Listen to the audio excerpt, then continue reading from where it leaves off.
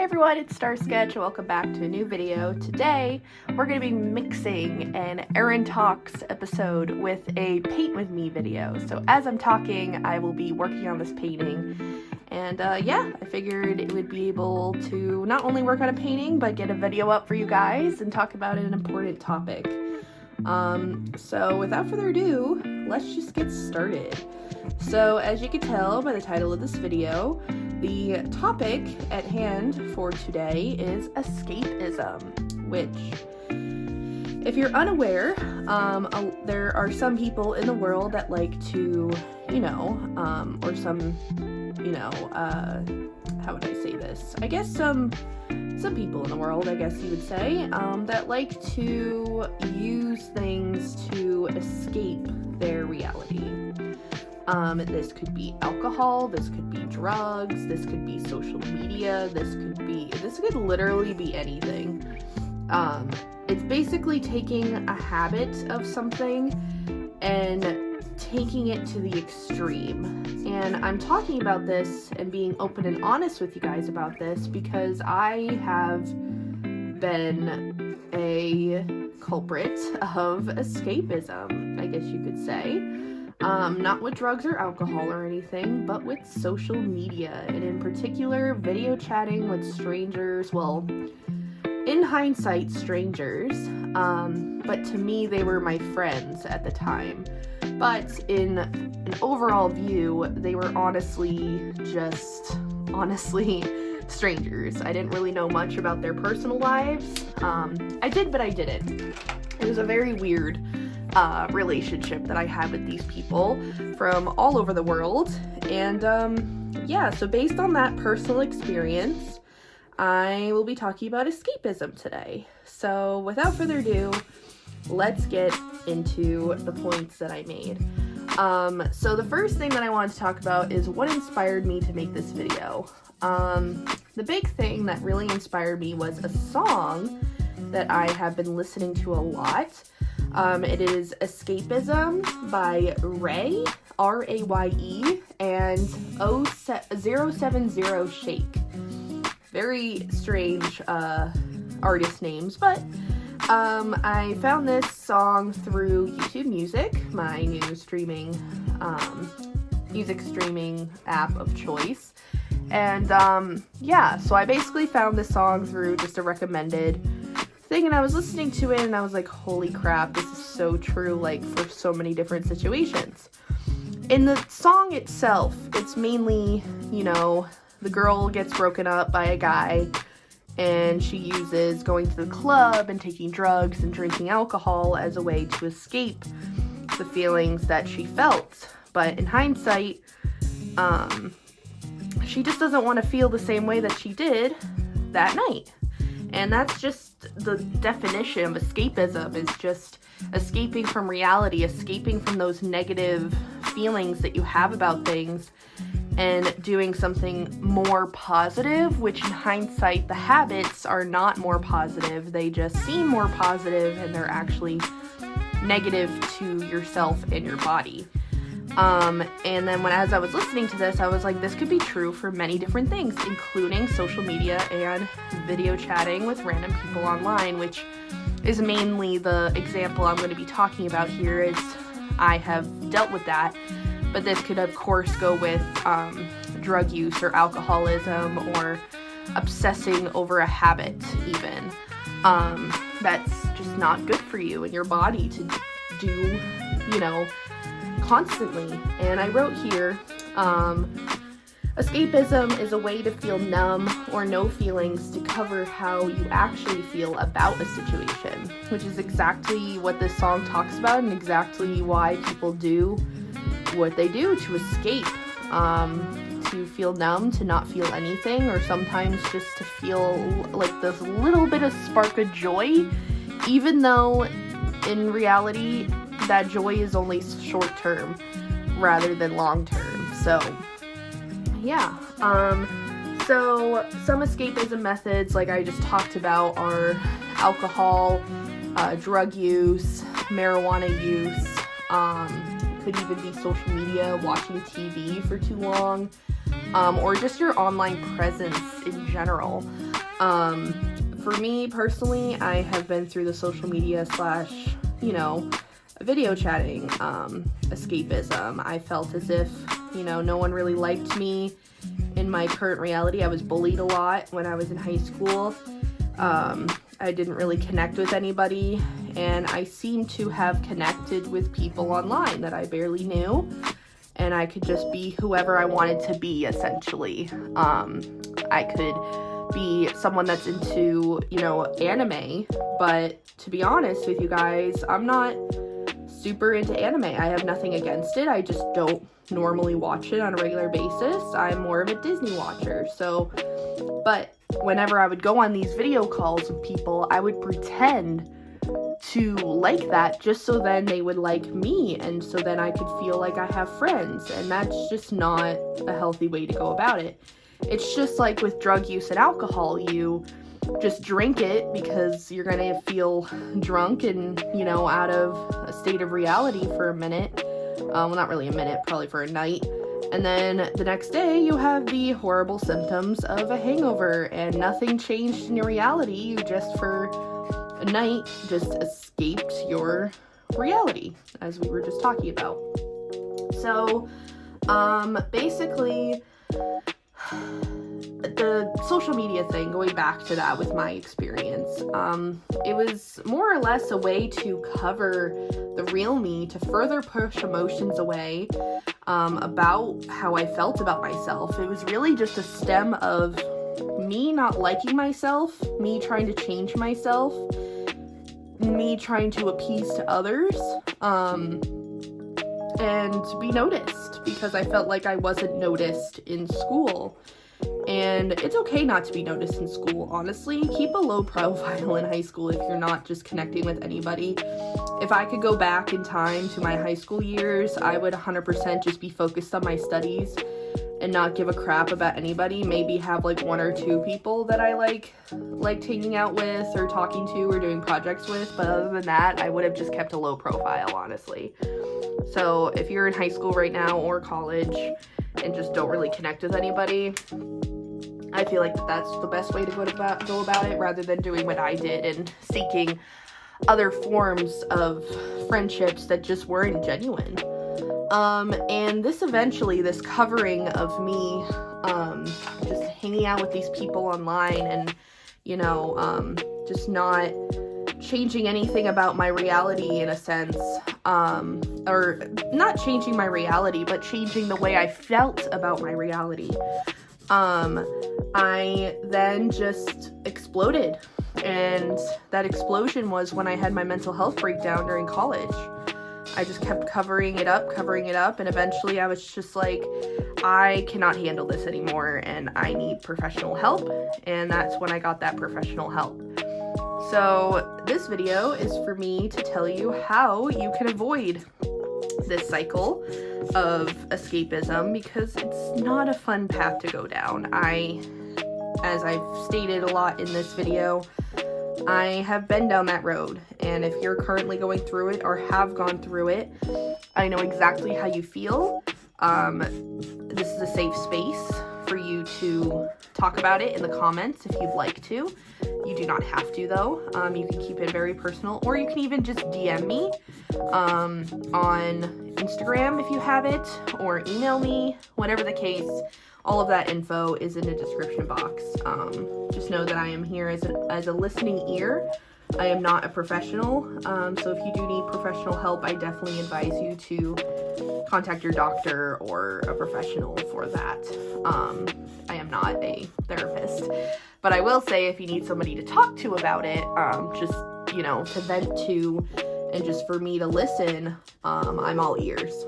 But, so I'm going to teach you guys some ways that I've kind of learned over the years, after, being in my mental health recovery process of dealing with the emotions of escapism, what I did to kind of avoid escaping and more or less be able to deal with the everyday problems that we go through, whether it's feeling lonely and not having a lot of friends, or feeling like you're behind on bills financially, or whether it's bad relationships in your family, friends, significant other, whatever the case may be. Just know that this video is for any of those situations that you feel like you want to escape from. I advise you not to, and instead try these tips instead to see if they help out at all. So my first tip for you guys to avoid the overall escaping is to balance out your hobbies and activities. I know definitely for sure that I have a tendency of overwhelming myself to really get into something, and that's okay to get into something, but if you're going a month of just doing this, or even a couple of weeks of doing the same thing. So let me give an example. Say if I got into this new video game, that's like all the rage or whatever, and I started playing it 24/7 or as much as I could for 2 weeks straight. Now, look in hindsight of it, am I taking care of myself? Not exactly. I mean, yes, I'm getting into a hobby, but it's to the exception of I'm not feeding myself well, I'm not hydrating myself enough, I'm not exercising, I'm not doing all the things to keep myself healthy while also enjoying a new video game. So how to kind of balance that out, and what I have been doing, and I talked about this in my vlog yesterday, was having a habit tracker of some sort. You can get habit tracker pads online. I got mine from Temu, but doing habit trackers, I've been doing habit trackers for the longest time, and they are just the best way to help you kind of realize, okay, these are the things that I need to get done today. Once I have them all done, then I can work on, do fun things, or at least balance out the fun things. So for example, I have all of my hobbies on there to make sure that I make time to do all my hobbies every single day, because I do enjoy them. And it's okay if you skip a day. As you can see on my habit tracker, there are some days where I don't get all my habits done, and that's okay, because at the end of the day, you can't get everything done. It's more or less a way for you to track to see, okay, for example, I, did all of like my reading and exercising and stuff the other day, but for the past 2 days, I haven't been reading my book. So I need to catch up on that today to make sure that I implement that into my schedule. It's not more or less to be a perfectionist and get all the things done. It's more or less for you to track what habits you're actually doing and be honest with yourself. Don't just check them all off even though you didn't do them. Be honest with yourself and be like, okay, I did this, this, and this, but maybe tomorrow I can make time for, I don't know, crocheting or painting or doing whatever other hobbies that you like doing. And this just gives a sense of balance, because balance is very important. If you just hyper focus on something, then you're going to get bored of it eventually. And if it's something that you really enjoy doing and you get burnt out from it, it's probably because you're doing it too much, or, you're overwhelming yourself of it. And to be honest, this could be even just for my coloring friends out there. If you tend to see that you get into a burnout very quickly when it comes to your coloring, and then you don't do it for a month or two, and then you get back into it and do it for a month straight, it's probably because you're hyper focusing on it. So what I suggest is make sure that you balance in all your other hobbies and habits, and healthy habits, I should say. This could be showering, brushing your teeth, taking your medicine, making sure you exercise, doing your cleaning and chores, etc. Making sure that that's all balanced in, because if it's not, you're not going to be able to fully enjoy the hobbies that you do, and make the time for them. So I highly, as my tip number 1, to avoid the escapism route, I highly recommend getting a habit tracker pad. So yeah, that is my first tip. My second tip, and I only have 3 tips, by the way, because I figured that they are easy to remember, but also, why have a million tips when you could have 3, My next one is, actually, I have 4 of them. I apologize for that. Well, technically 3, but anywho, my next tip is setting the right intention for each of your hobbies, activities, etc. So what I mean by this, say if you tend to, go on social media and escape by scrolling through TikTok or Reels or whatever. Have an intention to only check the Reels and TikToks that you follow, and maybe even set a timer. So for example, if you want to check out your TikTok, for instance, and take a little time to check out the videos that people post, set a 15-minute timer. You can actually watch a lot of videos in 15 minutes. And set a timer, then go on your page, watch all those TikToks, and when that timer goes off, just get off of the app.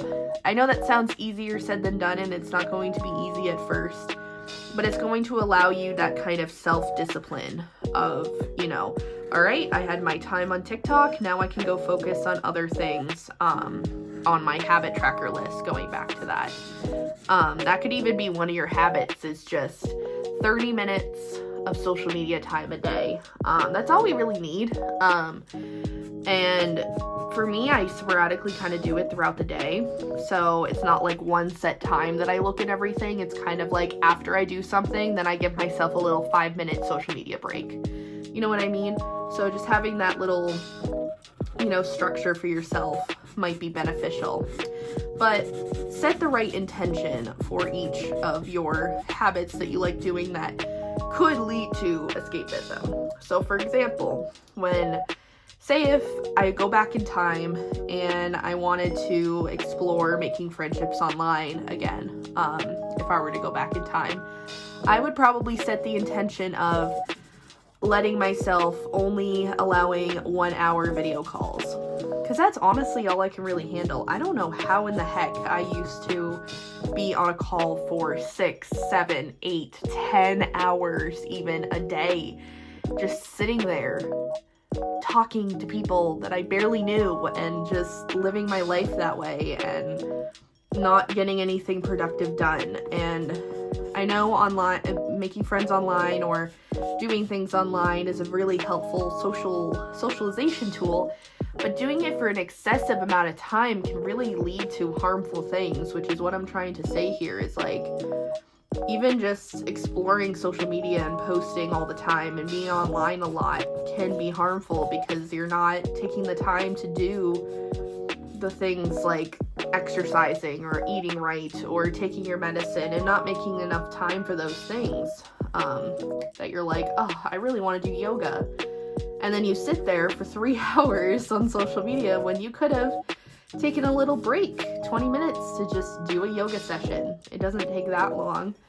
And in hindsight, yes, it's a work to take out the yoga mat or, put on the video or what have you. But at the end of the day, you're going to be more proud of yourself to tell people, like, say if you do, I tend to leave my video calls for like the end of the day, so then I can be like, guys, guess what I did today? I did this, this, and this, and if they're supportive friends, they'll be like, nice, that's awesome. Or they could talk about their days and stuff like that. So, like I said, it's all about balance and setting the right intentions. And my last little tip that I have here, besides those things, which are more or less, self-manageable things, is to have therapy or journal it out. Basically, it's good to have that kind of professional aspect to it, because at the end of the day, you're not going to be able to get X, Y, and Z done if your mental health is not in order. So I really highly recommend everybody to seek out a therapist or at least some sort of professional help, whether it be talking to your doctor about it, talking to a therapist about it, getting a life coach, even just talking to your parents about it. Just talk to somebody about it and just vent it out and see what your options are. I highly recommend this just because of the fact that so many people nowadays just don't get the help that they need, and then they spiral out of control, and then they need like emergency, like, need professional help, like myself, when back in the day, I didn't get the help that I needed, and I just kept pushing it down, or, in other words, sweeping it under the rug, and it led to a really bad mental health crisis. And I don't want to see any of you go down that path like I did. And so this is my story, and I just wanted to kind of share it and give you guys some tips of what I've been doing literally over the past 5 years that I've been in and out of, that I've been out of my mental health crisis. And I just am going to say this, and I'm not saying this out of, bragging myself or anything, but I am so proud of myself for the work that I've done. And I just wanted to say that out loud, because I feel like I don't say that out loud enough to myself all the time. I am proud of myself and the work that I have done, and how much I inspire you all, and the fact that you hit that subscribe button and just watch my videos. Even you don't even have to hit the subscribe button, but even just supporting me, my artwork, my story, my experience, and the motivation that I give you all. I am insanely proud of myself, and I wouldn't be where I am right now if I didn't seek out professional help. So that's why I included that into my tips. But the other option is to journal it out. I have so many mental health journal with me videos that you guys could literally spend hours watching. Don't do that to escape, but maybe once a day go and watch a video or something.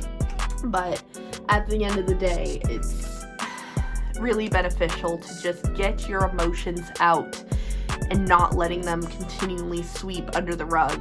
Because eventually, if you literally think about it, if you swept a bunch of dust under a rug for so much time, it's literally not going to be able to hold the dust anymore, and the dust is just going to be coming out of the rug.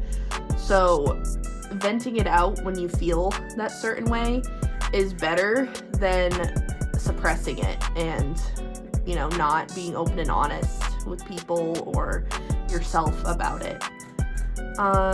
So yeah, I hope that this was, I'm sorry if this downed anybody. I hope that it more or less inspired any of you watching this or listening to this, as I am putting this up as a podcast, episode 2.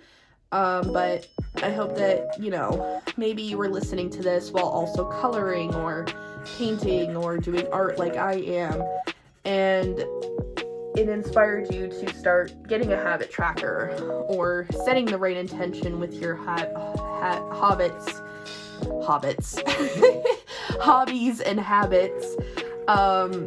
And yeah, that's all I can really ask for, is make sure that you balance it all out, because at the end of the day, we can't do everything, but at the same time, life is gonna happen. It's inevitable that negative things are gonna happen and positive things are going to happen.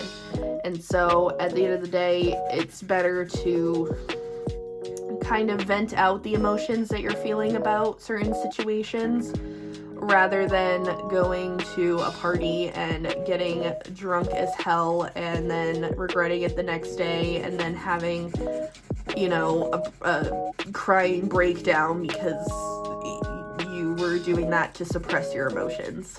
So I'm not saying don't ever drink or, whatever. Obviously, if you are of age and can drink, definitely do that.